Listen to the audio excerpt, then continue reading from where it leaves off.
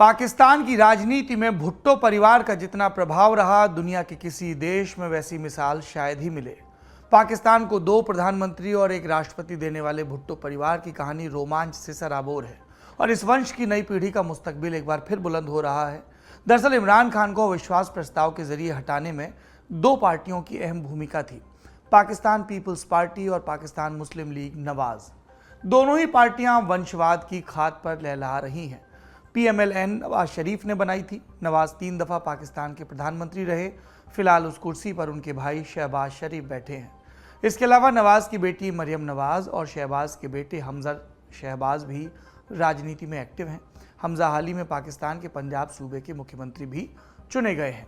अगर आप शरीफ परिवार के बारे में दिलचस्पी रखते हो तो दुनियादारी का पिछला एपिसोड देखिए। एपिसोड का लिंक आपको डिस्क्रिप्शन में मिल जाएगा, जहां विस्तार से बात की। लेकिन आज हमारा फोकस भुट्टो परिवार पर रहेगा। PPP Pakistan Peoples Party Zulfikar Ali Bhutto ने बनाई थी। वो पाकिस्तान के राष्ट्रपति और प्रधानमंत्री रहे। उनके बाद उनकी बेटी बेनज़ीर ने PM की कुर्सी संभाली। फौरन बाद नहीं, अंतराल रहा। फिर बेनज़ीर के पति आसिफ अली जरदारी भी राष्ट्रपति बने। इस कड़ी में अगला नाम बेनज़ीर के बेटे बिलावल का है। चर्चा चल रही थी कि शहबाज शरीफ की कैबिनेट में बिलावल विदेश मंत्रालय संभाल सकते हैं, लेकिन ऐन मौके पर पता चला कि लिस्ट में उनका नाम ही नहीं है। ये चौंकाने वाला था। हालांकि अंदर खाने से आने वाली रपटें बता रही हैं कि बिलावल अगले कुछ दिनों में मंत्रालय संभाल सकते हैं। तो आज हम जानेंगे बिलावल भुट्टो का नाम आखिरी वक्त पर लिस्ट से गायब क्यों हुआ, भुट्टो परिवार की पूरी कहानी क्या है। नमस्ते, मेरा नाम सौरभ द्विवेदी है और आप लल्लन टॉप का अंतर्राष्ट्रीय प्रसंगों से जुड़ा रोजाना का कार्यक्रम दुनियादारी देख रहे हैं। Brought to you by Kuku FM. Download the app now. दुनियादारी में आगे बढ़ने से पहले एक जरूरी सूचना हमारे आज के एपिसोड के सहयोगियों के बारे में। सहयोगी हैं कुकू FM, एक ऑडियो प्लेटफॉर्म है जहां पर किताबें मिलती हैं। अगर आप इसका प्रीमियम सब्सक्रिप्शन लेंगे तो आपको 50% की छूट मिलेगी, काहे से कि आप लल्लन टॉप देखते हैं। और ये छूट पहले 500 यूजर्स के लिए है। कोड डालना पड़ेगा LT50। बाकी ई-कॉमर्स का ज़माना है, कोड वोड तो आपको पता ही है कैसे इस्तेमाल करते हैं। आगे बढ़ते हैं। सूचना समाप्त। अब बात वहाँ की जहाँ का कॉल था, प्रॉमिस था। बात पाकिस्तान के भुट्टो परिवार की चल रही है। इसका बैकग्राउंड समझिए। इस कहानी का पहला सिरा 18वीं सदी की शुरुआत में खुलता है। उस समय मुगल बादशाह औरंगजेब का शासन अपने आखिरी दौर में था। औरंगजेब ने गैर मुस्लिमों पर जजिया टैक्स लगाया था। इससे बचने के लिए बहुत सारे लोगों ने इस्लाम कबूल किया। ऐसे ही लोगों में सहतो खान भी थे। उनका परिवार राजस्थान से आकर सिंध में बस गया था। इसी वंश में आगे चलकर शाहनवाज भुट्टो का जन्म हुआ 1888 के साल में। बड़े होने पर पहली शादी हुई, लेकिन शाहनवाज इस रिश्ते से खुश नहीं थे। उनकी पहली बेगम उम्र में उनसे बड़ी थी।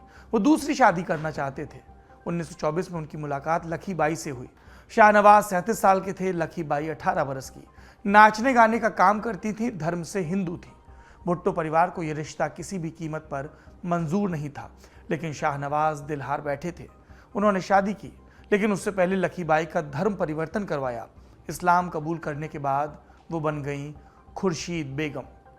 इन्हीं शाहनवाज और खुर्शीद की तीसरी संतान जुल्फिकार अली भुट्टो थे। जन्म 1928 के साल में हुआ। बंटवारे के बाद भुट्टो परिवार पाकिस्तान में बस गया। जुल्फिकार अली भुट्टो ने नए मुल्क को 3 बड़ी सौगात दी: संविधान, बैलेट बॉक्स और न्यूक्लियर प्रोग्राम। जुल्फी को भुट्टो खानदान की सबसे मशहूर शख्सियत कहा जा सकता है। उनके बारे में आगे बताएंगे, लेकिन पहले शाहनवाज भुट्टो का परिचय पूरा कर लें। वो 1921 से 1936 तक तत्कालीन बॉम्बे प्रांत की विधान परिषद के मेंबर थे। ब्रिटिश एम्पायर से नाइटहुड की उपाधि भी मिली। उन्होंने सिंधी मुसलमानों की तरफ से 1931 की राउंड टेबल कॉन्फ्रेंस गोलमेज सम्मेलन में हिस्सा लिया। अप्रैल 1936 में सिंध को बॉम्बे से जब अलग किया गया, तब शाहनवाज भुट्टो को सिंध के गवर्नर के मुख्य सलाहकार के तौर पर नियुक्ति भी मिली। फिर घड़ी आगे बढ़ती है। साल 1947 आता है। भारत के बंटवारे की रूपरेखा तैयार हो चुकी थी। मई महीने में जूनागढ़ के नवाब ने शाहनवाज को रियासत का दीवान बना दिया। अंग्रेजों ने भारत छोड़ने से पहले दरअसल एक बड़ा लोचा लगाया था। रियासतों को अपने मुताबिक भारत या पाकिस्तान में शामिल होने या स्वतंत्र रहने का अधिकार दिया था। शाहनवाज ने जूनागढ़ के नवाब को मनाया। नवाब ने पाकिस्तान के साथ मिलने का ऐलान कर दिया। लेकिन जूनागढ़ रियासत की जनता ने विद्रोह कर दिया। जूनागढ़ गुजरात में पड़ता है। नवाब भागकर सिंध चला गया और तब शाहनवाज भुट्टो ने भारत सरकार को चिट्ठी लिखी, कहा कि आप जूनागढ़ का नियंत्रण अपने हाथों में ले सकते हैं। 8 नवंबर 1947 के दिन शाहनवाज भुट्टो सपरिवार पाकिस्तान चले गए। भुट्टो परिवार का इंडिया कनेक्शन यहां पर हमेशा के लिए ठहर गया। पाकिस्तान के लड़काना में उनके पास हजारों एकड़ जमीन थी। इसके बूते वो सिंध के सबसे प्रभावशाली लोगों में गिने जाने लगे। पॉलिटिकल कनेक्शन तो थे ही, और दोस्ती पाकिस्तान के पहले राष्ट्रपति इस्कंदर मिर्जा और उनका तख्ता पलट करने वाले फौजी अयूब खान से भी थी। दोनों लड़काना में कई दफा उनके घर के मेहमान रहे। नवंबर 1957 में शाहनवाज भुट्टो की मौत हो गई। एक बरगद बीत गया, पर दूसरे की कोपल फूट रही थी। जिस साल शाहनवाज की मौत हुई, उसी साल जुल्फिकार अली भुट्टो ने सियासत में कदम रखा। वो यूएन में पाकिस्तानी डेलीगेशन के सबसे कम उम्र के मेंबर थे। 1958 में कैबिनेट मिनिस्टर बने और इसके बाद उनकी सफलता का ग्राफ लगातार फौज के ग्राफ की तरह ऊपर जाता रहा। पाकिस्तान में पॉलिटिकल कंटेक्स्ट में जुल्फी की जिंदगी पर सबसे अधिक प्रभाव उनकी मां खुर्शीद बेगम का था। खुर्शीद को हमेशा कमतर करके आंका जाता था। परिवार में इज्जत नहीं मिलती थी, दुत्कारा जाता था। जुल्फी इस अपमान को कभी भूल नहीं पाए। एक दफा बहुत भावुक होकर उन्होंने कहा भी कि मेरी मां का सबसे बड़ा अपराध यह था कि वो गरीब थी। अवन बेनेट जोन्स ने अपनी किताब the Bhutto dynasty the struggle for power in Pakistan में एक और दिलचस्प किस्से का जिक्र किया है। ओवन लिखते हैं, जुल्फी अपनी मां के बेहद करीब थे, इतने ज्यादा करीब कि वो हनीमून पर अपनी मां को भी साथ ले गए थे। खुर्शीद बेगम की उम्र ढल रही थी, उन्हें यात्राओं से डर लगता था, इसलिए मां का ख्याल रखने के लिए वो कई दफा उनके ही कमरे में सोते थे कि बुजुर्ग मां परेशान ना हो। जुल्फिकार अली भुट्टो निजी जिंदगी में एक आदर्श बेटे, पति और पिता के तौर पर जाने गए, लेकिन भारत और अहमदिया समुदाय के साथ पाकिस्तान में उन्होंने जो किया उसके लिए हमेशा उनकी आलोचना होती है। उनकी शुरुआती पढ़ाई लिखाई मुंबई में हुई, बाद में कैलिफोर्निया गए। इस्कंदर मिर्जा के दौर में कैबिनेट मंत्री बने, लेकिन कुछ वक्त बाद मिर्जा का तख्ता पलट हुआ, लेकिन इससे जुल्फी के रुतबे में कमी नहीं आई। नए निज़ाम ने उनकी सेवा समाप्त नहीं की। अयूब खान के शासनकाल में भी वो अलग अलग मंत्रालय संभालते रहे। 1963 में उन्हें विदेश मंत्रालय का जिम्मा मिला।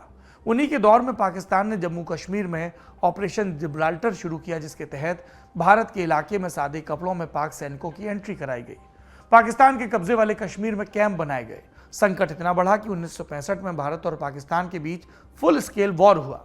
जुल्फिकार अली भुट्टो ने ही इस युद्ध की आग को भड़काया था। रिपोर्ट्स तो ये भी हैं कि 1965 वॉर के बाद वो निजी महफिलों में भारतीय अधिकारियों को हिंदू डॉग्स कहकर भी संबोधित करने लगे थे। 1969 में पाकिस्तान में फिर सत्ता परिवर्तन होता है। एक तानाशाह जाता है, दूसरा आता है। अयूब खान जाते हैं और याहिया खान का दौर आता है। 1970 में पाकिस्तान में चुनाव कराए जाते हैं। उस समय तक बांग्लादेश पूर्वी पाकिस्तान के नाम से पाकिस्तान का हिस्सा था। पाकिस्तान का ये वो हिस्सा था जो लगातार अन्याय झेल रहा था। इस चुनाव में जो पूरे देश में हुआ, यानी पश्चिमी पाकिस्तान जिसे आज की तारीख में पाकिस्तान कहते हैं, और पूर्वी पाकिस्तान जो अब बांग्लादेश नाम का एक स्वतंत्र संप्रभु देश है, इनमें चुनाव हुआ। चुनाव में शेख मुजीबुर रहमान की पार्टी अवामी लीग को बहुमत मिला, लेकिन जुल्फिकार अली भुट्टो ने यह नतीजा मानने से इनकार कर दिया। वो पूर्वी पाकिस्तान की किसी भी पार्टी को कुर्सी पर बैठे नहीं देख सकते थे। फौज भी इसी हक में थी और इसीलिए याहिया खान के इशारे और भुट्टो की शह पर पूर्वी पाकिस्तान में नरसंहार हुआ। शरणार्थी संकट बढ़ा तो भारत ने मदद का हाथ बढ़ाया और नतीजे में पाकिस्तान का हमला हुआ। भारत ने करारा जवाब दिया और 16 दिसंबर 1971 को पाकिस्तान ने सरेंडर किया और फिर बना एक नया देश, बांग्लादेश। याहिया खान इस करारी हार के बाद कुर्सी पर बैठे रहने के काबिल नहीं रहे और तब उन्होंने सत्ता की चाबी जुल्फिकार अली भुट्टो के हवाले कर दी। अगले बरस 1972 में शिमला समझौता हुआ। भारत की प्रधानमंत्री इंदिरा गांधी और पाकिस्तान के तत्कालीन राष्ट्रपति जुल्फिकार अली भुट्टो के बीच भारत ने 93,000 पाकिस्तानी युद्धबंदियों को रिहा करने का फैसला किया। हालांकि भुट्टो कश्मीर के मसले पर शांति कायम करने के लिए तैयार नहीं हुए और तभी कहा गया कि भारत जंग के मैदान में जीतता है लेकिन बातचीत की मेज पर हार जाता है। इस जुल्फिकार अली भुट्टो का शासन 1977 तक चला और फिर उनके ही विश्वास पात्र जनरल जिया उल हक ने उन्हें धोखा दिया। पहले गद्दी से उतारा, फिर उनके ऊपर कत्ल का एक पुराना मुकदमा चलाया। पूरी दुनिया जुल्फी की रिहाई की अपील करती रह गई, लेकिन जियाउल हक नहीं झुके और अप्रैल 1979 में एक सुबह चुपके से उन्हें फांसी पर चढ़ा दिया गया। उस समय जुल्फी की पत्नी नुसरत भुट्टो और बेटी बेनजीर भुट्टो उन्हें भी नजरबंद करके रखा गया था। फिर निर्वासन में लंदन भेज दिया गया।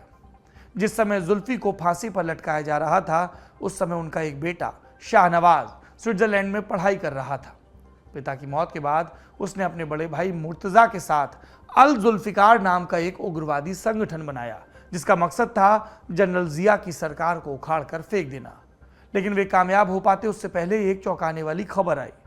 जुलाई 1985 में फ्रांस के नीस शहर के एक अपार्टमेंट में लाश मिली। जांच हुई तो पता चला कि लाश जुल्फिकार अली भुट्टो के बेटे शाहनवाज की है। भुट्टो परिवार का दावा था कि उसे जहर देकर मारा गया, लेकिन इस मामले में कभी किसी पर कोई मुकदमा नहीं चला। पाक मीडिया जनरल जिया के कंट्रोल में थी। उसने चीख चीख कर बताया कि शाहनवाज एक नंबर का नशेड़ी था, शराब और ड्रग्स की लत के चलते मारा गया। शाहनवाज की मौत का रहस्य हमेशा के लिए रहस्य रह गया। उधर बेनजीर निर्वासन में थी, उनके ऊपर लगातार निगरानी थी, लेकिन 1986 में वो अपने मुल्क वापस लौटी। 2 बरस बाद जनरल जिया ने अंतर्राष्ट्रीय दबाव में और घरेलू हालात के चलते चुनाव कराने का ऐलान किया। बेनजीर को अब पूरे पाकिस्तान में सपोर्ट मिल रहा था। उन्हें रोकने के लिए पाकिस्तान की खुफिया एजेंसी ISI ने विपक्षी पार्टियों का एक गठबंधन बनवाया। पूरा सत्ता प्रतिष्ठान बेनजीर के खिलाफ था, लेकिन देश उनके साथ था, इसलिए वो चुनाव जीतकर प्रधानमंत्री बनी। उसी दौर में भारत में भी एक नौजवान नेता प्रधानमंत्री की कुर्सी पर कायम था। राजीव गांधी अपनी मां इंदिरा गांधी की हत्या के बाद फुल स्केल पॉलिटिक्स में आए। दरअसल फुल स्केल तो वो संजय गांधी अपने भाई की मृत्यु के बाद आ गए थे, लेकिन 1984 में इंदिरा की हत्या के बाद उन्होंने प्रधानमंत्री का पद संभाला। उम्मीद थी कि वे भारत और पाकिस्तान के रिश्ते को सकारात्मक दिशा में मोड़ेंगे। बेनजीर और राजीव दोनों नेताओं की आपस में अच्छी बनती भी थी, पर इसका कोई फायदा नहीं हुआ, क्योंकि बेनजीर को अपने मुल्क के कट्टरपंथियों को सत्ता में बने रहने के लिए संतुष्ट रखना था। बेनजीर रैलियों में अक्सर कश्मीर के लोगों को उकसाती दिखी जाने लगी। उनके ऊपर कश्मीर में आतंकवाद को स्पॉन्सर करने का आरोप भी लगा, जो कि सत्य था। बेनजीर पहली बार 1988 से 1990 तक पीएम पद पर रही, दूसरी बार 1993 में प्रधानमंत्री बनी और अब उनकी सरकार 96 तक चली। इस दौरान ISI ने अफगानिस्तान में तालिबान का गठन भी करवाया। तालिबान आज भी इस इलाके के लिए मुसीबत बना हुआ है, उस पर विस्तार फिर कभी। 1997 के चुनाव में हार के बाद बेनजीर फिर से निर्वासन में चली गई। अक्टूबर 1999 में जनरल परवेज मुशर्रफ ने बेनजीर के विरोधी नवाज शरीफ का तख्ता पलट कर दिया और उन्हें भी सपरिवार देश से बाहर भेज दिया गया। पाकिस्तान की राजनीति के अब 2 सबसे अहम किरदार एक साथ निर्वासन में थे, बेनजीर और नवाज। मुशर्रफ के सामने कोई चुनौती नहीं थी। उन्होंने बहुत आराम से अपना मिलिट्री रूल चलाया। वॉर अगेंस्ट टेरर के नाम पर अमेरिका से मदद मिल रही थी, तो घरेलू समस्याएं भी ज्यादा बड़ी नहीं हो पाई। लेकिन फिर 2007 का साल आया। अमेरिका ब्रोकर बना, मुशर्रफ से डील हुई। 2008 में पाकिस्तान में चुनाव कराने का ऐलान हुआ। बेनजीर और शरीफ परिवार को देश लौटने की इजाजत मिल गई। घर वापसी के बाद बेनजीर को एक बार फिर से भारी समर्थन मिला। उनकी रैलियों में लाखों की भीड़ जुटने लगी। उनकी जीत तय मानी जा रही थी। इस बीच कराची में एक रैली के बाद बम धमाका हुआ और बेनजीर के चिथड़े उड़ गए। भुट्टो परिवार की अनचाही परंपरा कायम थी। परिवार का एक और सदस्य अप्राकृतिक मौत का शिकार हो चुका था। बेनजीर के बाद पार्टी की कमान उनके पति आसिफ अली जरदारी और बेटे बिलावल ने संभाली। जरदारी 2008 से 2013 तक पाकिस्तान के राष्ट्रपति रहे। 2017 आते आते PPP की कमान बिलावल के हाथों में आ चुकी थी और यह भी तय हो चुका था कि 2018 के चुनाव में बिलावल पार्टी के PM कैंडिडेट होंगे। पर चुनाव हुए, पार्टी लड़ी, पर सिर्फ PM कैंडिडेट बनने से सत्ता नहीं मिल जाती, क्योंकि 2018 के चुनाव में सत्ता, इसकी बाजी इमरान खान के हाथ लगी। इमरान को सेना का सपोर्ट था और ये तो सब जानते हैं कि पाकिस्तान में वही होता है जो फौज चाहती है। विपक्षी पार्टियों के लिए एक मुश्किल का वक्त था ISI चीफ की नियुक्ति को लेकर, लेकिन जब इमरान का सेना के साथ मनमुटाव हुआ तो विपक्ष को एक ओपनिंग मिल गई। बिलावल भुट्टो की PPP और नवाज शरीफ की PMLN इस मौके पर एक साथ आए। जोड़ तोड़कर जरूरी संख्या बल तैयार किया। 8 मार्च 2022 को विश्वास प्रस्ताव की चिट्ठी मूव की। उसके बाद 9 अप्रैल को वोटिंग में प्रस्ताव पास हो गया। इमरान गए, शहबाज शरीफ प्रधानमंत्री बने, तो PMLN को अपने हिस्से का फल मिल गया। बच गई PPP और अब पार्टी के सबसे बड़े किरदार बिलावल के रुतबे को लेकर चर्चा होने लगी। कहा जा रहा था कि बिलावल को विदेश मंत्रालय मिलना तय है। 18 अप्रैल को कैबिनेट की शपथ ग्रहण का दिन था, लेकिन राष्ट्रपति आरिफ अलवी ने शपथ दिलाने से इनकार किया। अगली तारीख 19 अप्रैल की। राष्ट्रपति ने तबीयत खराब होने का बहाना बनाया, पर इस बार सरकार सख्त थी। उन्होंने सेनेट के चेयरमैन सादिक संजरानी को बुलाया। बाकायदा शपथ हुई 37 लोगों की। इसमें 31 फेडरल मिनिस्टर, 3 राज्य मंत्री और 3 सलाहकार के पद पर नियुक्त हुए। इस कैबिनेट में सबसे ज्यादा चर्चा हिना रब्बानी खार को लेकर हो रही है। उन्हें एक बार फिर से मंत्री बनाया गया, विदेश राज्य मंत्री। वो इससे पहले जब पीपीपी की सरकार थी, जब यूसुफ रजा गिलानी प्रधानमंत्री थे, तो उस सरकार में भी विदेश मंत्रालय संभाल चुकी हैं। उसी कार्यकाल के दौरान बिलावल भुट्टो के साथ उनके अफेयर की अफवाहों ने भी खूब सुर्खियां बटोरी थी। बिलावल का नाम अभी वाली लिस्ट में नहीं है, लेकिन पाकिस्तानी अखबार डॉन की रपट के मुताबिक वो कुछ दिनों के बाद कैबिनेट में शामिल हो सकते हैं। इसके पीछे की वजह अभी तक पता नहीं चल सकी है। इस मामले में जो भी अपडेट होंगे वो हम आप तक पहुंचाते रहेंगे। एक अपडेट है और आपने गौर से सुना था, जुल्फिकार अली भुट्टो की एक बेटी का जिक्र हुआ था, नाम बेनजीर। 2 बेटों का जिक्र हुआ था। एक बेटा तो अपार्टमेंट में फ्रांस में मरा पाया गया, और दूसरा बेटा, उस बेटे की बेटी यानी फातिमा का इल्जाम है कि बेनजीर भुट्टो और उनके पति आसिफ अली जरदारी ने अपने कार्यकाल के दौरान परिवार के भीतर के इस राजनीतिक प्रतिद्वंद्वी को खत्म करवाने के लिए मरवा दिया। फातिमा ने विस्तार से अपनी किताबों में इसका जिक्र किया है। सत्ता के लिए अपनों की लड़ाई, ये हम पहली दफा नहीं देख रहे हैं। मुगल परिवारों का इतिहास हमारे सामने है, यह उससे पहले के सल्तनत काल का भी। बहरहाल आगे बढ़ते हैं। सुर्खियों की बारी है। पहली सुर्खी स्वीडन से है। स्वीडन इन दिनों दंगे की चपेट में है। पिछले कुछ दिनों से स्वीडन में दक्षिणपंथी नेता रास्मुस पलुदान की रैलियां चल रही हैं। एक रैली में पलुदान ने कुरान जलाने की बात कही।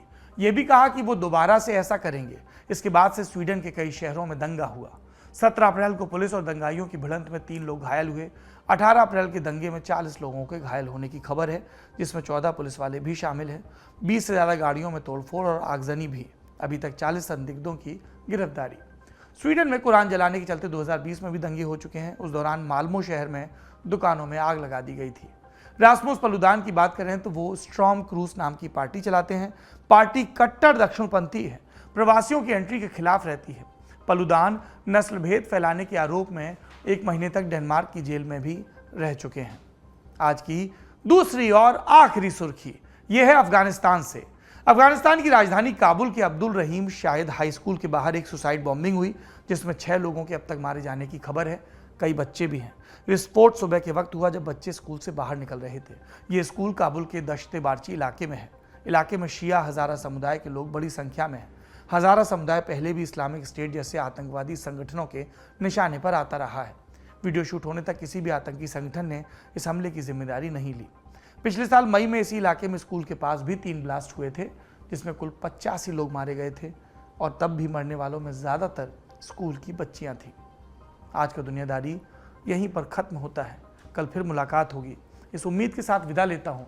साथ में एक ख्याल देकर जाता हूँ, ये जो धर्म के नाम पर लोगों को मारते हैं, मुझे नहीं पता कि ये अपने धर्म के साथ कितना इंसाफ करते हैं, लेकिन मैं ये प्रार्थना करता हूँ कि इनके साथ ज़रूर इंसाफ हो और इन्हें इनके हिस्से की सज़ा मिले। शुभ रात्रि।